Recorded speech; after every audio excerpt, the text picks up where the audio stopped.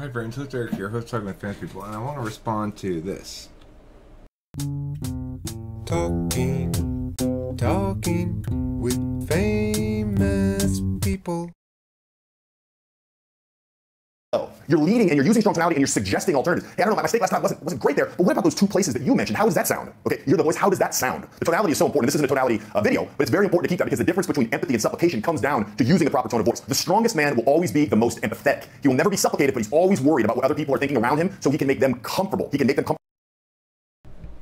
Okay, so that's, in my opinion, what this guy is doing here is just demonstrating his cognitive function biases. He's obviously, in my opinion, obviously enough an FE-DOM. And obviously enough an ENFJ rather than ESFJ. I mean, he could be an ESFJ. That's possible. But I suspect he's ENFJ because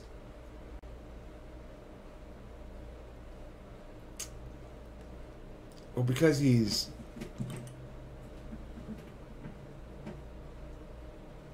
because of the holistic way he frames things, I guess. But he could be an ESFJ. But I'm going to go with ENFJ to begin with. Regardless, he's displaying his cognitive function bias. You don't have to display as empathetic to be understood to be a strong and fully successful man. There's different ways to attaining legitimacy. Yes, many people will deny you legitimacy if they think you are non-empathetic. But equivalently, people might deny you legitimacy if they think you're not authentic. People might deny you legitimacy if they think you're not logical. People might deny you legitimacy if they think you're not socially effective or concerned with empathy, things like this guy's saying. People might think might delegitimize you because they don't think you have adequate commitment to the truth, or understand the self as a particularist individual with limited scope adequately, or that you fail to impact shit enough, or that you're not effective or efficient in how to get from A to B enough, or that you're not creative enough. You know, those are different ways where people might not legitimize you, or might delegitimize you. So, while it's true that social awareness is important in terms of being a leader, quote unquote, I heard from Nick, also an ENFJ, one time, an interesting statement. I agree with it, and it was I heard a lot of really, really powerful things from Nick. You know, whatever one might think of him, he provided for me a lot of moments of aha. One of which was good leaders make people feel safe, and I think that's what this guy's cueing in on. Is good leaders make people feel safe. But remember, you don't have to be a good leader to be strong. And there's this notion of the sigma male, which is different than alpha, beta, or omega. Alpha being Taylor, okay? Beta being, oh, I guess that guy liked my comment. Beta being, like,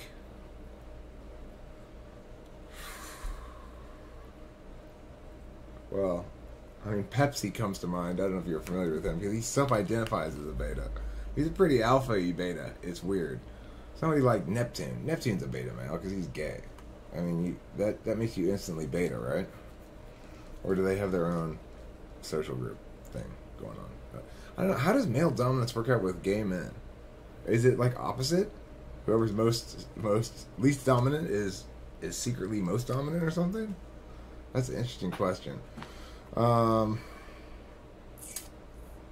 Anyhow, what was I talking about?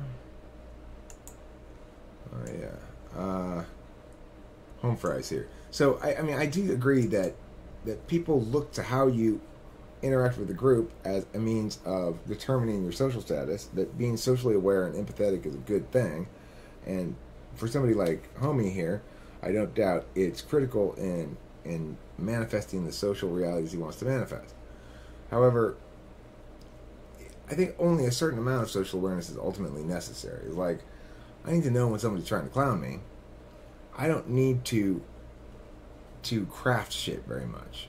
Like, I don't need to go in there and craft people's social response to me because I don't really care about it that much. I do long term, metaphysically, across time. I care that people perceive me ways I want to be perceived across time. I don't care if I'm pissing you off right now. I don't care if I'm being perceived as mean right now. As long as it's something that I can sweep to a meaning-based advantage long term, it doesn't matter. Bong hit. Let's watch homie while I pull this bong out. I like this guy. He's very successful at getting me to like him, right? In that sense, he's more of a leader than me. I have no problem taking advice from this guy or acknowledging that he's the expert at what he is doing, in part because he's so socially graceful at executing it, right? He's not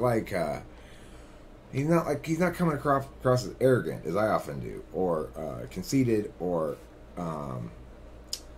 not willing to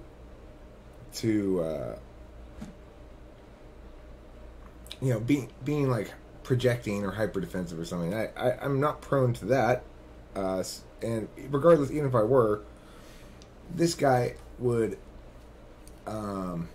is too socially wise to evoke that response, right? I give him full props for what he does. He's great. I like this guy a lot, and I like his videos a lot. I think they're very useful. Not necessarily for me, but I think they're very useful in general.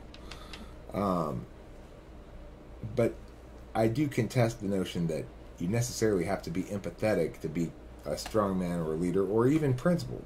Being principled sometimes means casting aside empathy in favor of justice.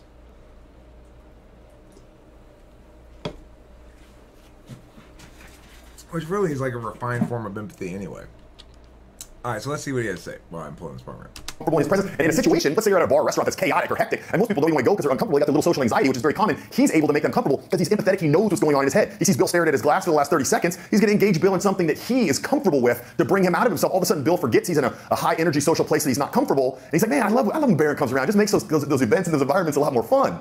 And if when you're out in an environment like that, if you feel like you're kind of like Bill, if you don't enjoy being it, you feel all this pressure, you don't know how to relax, maybe you don't know how to interpret everything that's going on around you, but you see people communicating, you kind of wonder why. I've got a program called the Social Invincibility Program that does a really good job of getting you up to speed so you'll be very aware of everything that's going on around you, and more importantly, so you can step into those situations, whether it be a happy hour or somewhere else, and act confidently and decisively, knowing you're making the right moves and knowing that you can understand everything that's going on around you and how people are feeling. If people don't treat you like a man right now, it's really hard to continue. Okay, so this is his pitching his woo or whatever. It's just, that's cool with me. I understand. Anyway, that's really all I have to say about this video. Is understanding what kind of person you are is half of the battle, and then understanding what sort of things universally work is the other half of the battle. So anytime you're talking about universals, as we are in these kind of circumstances, where it's like, this is how women are, this is how men are, and yada yada, you're avoiding half of the battle. Half of the battle is understanding what makes somebody particularist, not an example of a pattern, not an archetype, but a unique individual human being, and how things generally have to be crafted ergonomically in some fashion, more or less, depending on how typical you are, you know. So regarding the alpha, omega, beta, and sigma thing, it is a useful taxonomy. It's not sound as a biological, as an application of an idea from biology to social dynamics. We have to change the meaning of those words a lot. Alpha, beta, sigma, omega, those are terms when referring to males, or particularly in like the how to get chicks subset of that, which, you know, if you're talking about male hierarchy, at the end of the day, you're talking about, you know, what's the ultimate validation of status amongst males is chicks sleep with them. What's the ultimate way to defeat an enemy male? Sleep with his woman. That's the ultimate victory. If you bang his woman, it's over. That dude's toast. Which is why you should never stay with any woman who cheats on you at all, for a minute even. I did, after the end of my first marriage, I stayed with her about 6 months, verbally abusing her for 6 months until she left, I guess, which was just inappropriate. Anyway, you can't stay with her because you know what if you and the guy she slept with have beef in some fashion at some point in the future, and you have to stand there and be like, fuck you, he's got you. You can say whatever you want, but I really like the way Jenny moans when I fuck her. You know, your girlfriend Jenny. There's nothing you can say. There's nothing you can do. You're defeated. So that's why you should never stay even for 1 second with somebody who cheats on you. Not for 1 fucking second. Alright, as far as the sigma and alpha thing go, Taylor's alpha. Whoever you want to say is beta. There's lots of characters that you can point to that are beta. Like, I don't know, whatever. As far as omegas go, that's the so-called neck-bearded, contemptuous, nihilistic, but also completely unaccomplished Reddit user type, supposedly. That's what I read this morning. Neckbeards. And then betas are more like, generally perceived to be like, friend zone guys. And then sigmas are seen to be like introverted alphas who reject leadership, although the introversion part of it is secondary. The key thing about that is, when I read this, I thought, okay, well, I guess if I were going to resonate with one of these labels, it would be this one. I read this article you can see earlier. So this is an interesting article. So if you were to look at this, number one, you don't want to be top dog. You don't even really want to be part of the pack. I don't know if that applies to me or not. I do want to be top dog in some sense, in some capacity, in some areas. Number two, you rebel against what you're supposed to do and be just because you can. Alright, well I'd say that's accurate for me. Number three, just as powerful as the alpha, you don't feel the need to prove it to anyone but yourself. I'd like to think that's true for me, but at least this part. I feel the need to, I mean, I definitely chase validation, but that doesn't mean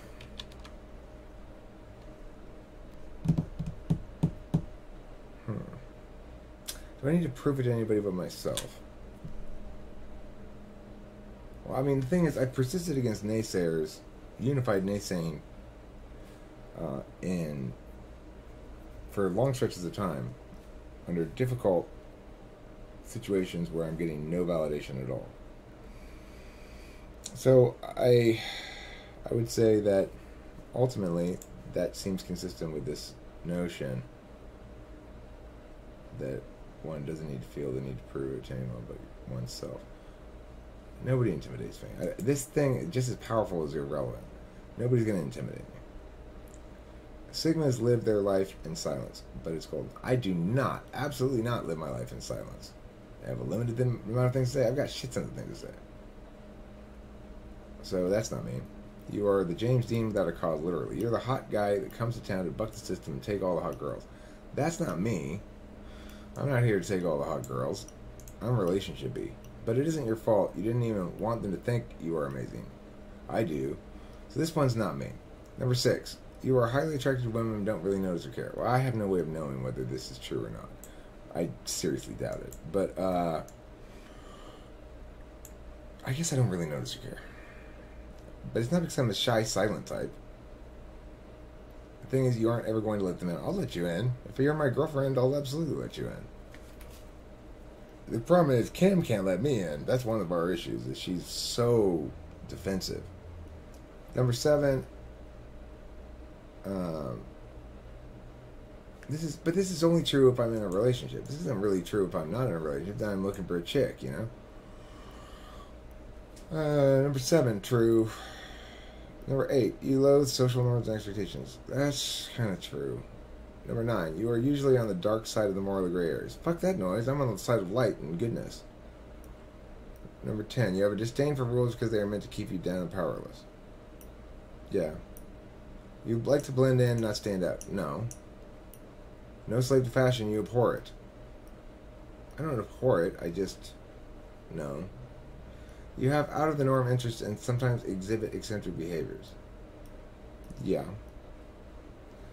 You don't belong to a social group, but drift in and out of them, but never belong to any. No, I belong to a social group. I think. I don't know. It's a tough one. You go from greaser to nerd to totally cool, but you always stand on the outskirts looking in. No, I'm in the mix. Number 15, you're an instigator. Yes, I like to start trouble. Number 16, your refusal to conform subjects you to criticism and ridicule. Yeah, I guess. I mean, ridicule implies that it's more successful than it is. But whatever. You adapt only to get what you want and then are done with it. Maybe. I'm not a loner. So, am I a Sigma? Well, let's count how many I said yes or no to. I said yes to this one. Well, I don't know. I said maybe. Let me write down maybes too, so we'll count. We'll give a yes plus 2 points, a no minus 2 points, and a maybe 0. Or we'll just go 1, 1, 0. Okay, so plus 1, minus 1, 0, minus 1. So, first we've got, and we'll go through these one at a time. Okay, number 1 is a maybe, so I'm going to put a check there for 0. You rebel. Number 2 is supposed to be just because you can. I'm going to say yes, so I'm going to put a plus 1. Number 3, I'm going to put a yes on this, even though I don't necessarily agree with this first part of it. Number 4, this is the no. That's a no. I put a 0 on that. I don't know. People consider you intellectual and intelligent. Yes. You low social. Yes. The dark side. No. Disdain for rules. Yes. You like to blend in, not stand out. No. No slave to fashion. You abhor it. No. You have out of the norm interests and sometimes exist. Yes. You don't belong to a social group. No. You're an instigator. Yes. Yes, I'll put a yes on that one. You adapt only to get what you want. Yeah, maybe. Okay, 3, 5. I put a yeah on that. 5, 8, 9 yeses, 6 nos, and 2 maybes. So I have a plus 3. The biggest thing you could get on this is plus 17. But for every no, it's a difference of 2 points, right? So talking with famous people. So you can get a 17 would be the most sigma possible. 15, second most sigma possible. 13, 11, 9, 7, 5, 3. So I mean, I'm not very sigma by this test.